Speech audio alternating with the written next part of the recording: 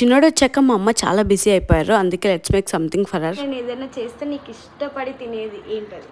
Omelette మంచిగా చేస్తావు.